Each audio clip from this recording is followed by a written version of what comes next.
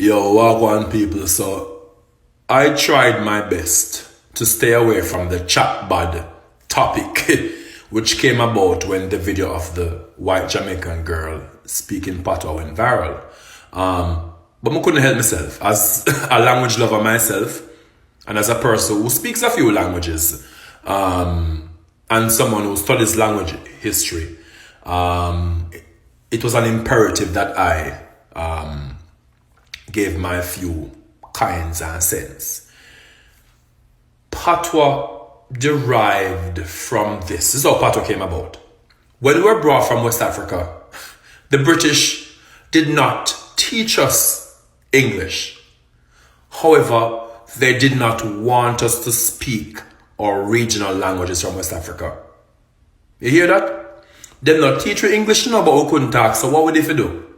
So what happened was that the words that we hear from Massa talk, plus the pronunciation and intonation of our African languages and other languages over the years, of course, most of it is going to be English because of that we hear upon the plantation.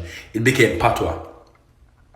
So I want you to look at this and think, if you can convince descendants of people who came up with a language because their oppressors did not teach their language and they weren't allowed to speak the languages of their region. If you can convince those people that them chat bad, you've achieved mental slavery.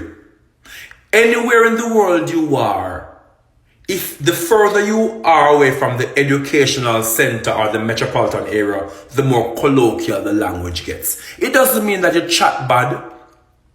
If you talk like what I talk now, like when I come from up Northwest, this is how people up in my area talk up in Northwest Clarendon. People that say me down and chat bad, somebody who bright like me, who have more sense than person that need fullness and that need full cup, when I say me chat bad. You understand? So we're judging the language we speak based on how close it is to the oppressor's language. A mental slavery alone can explain that.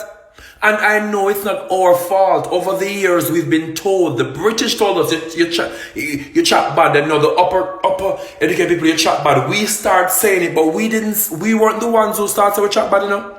It started with the British and it trickled down until everybody believes that when somebody talk, which is not a central type of patois, them chat bad.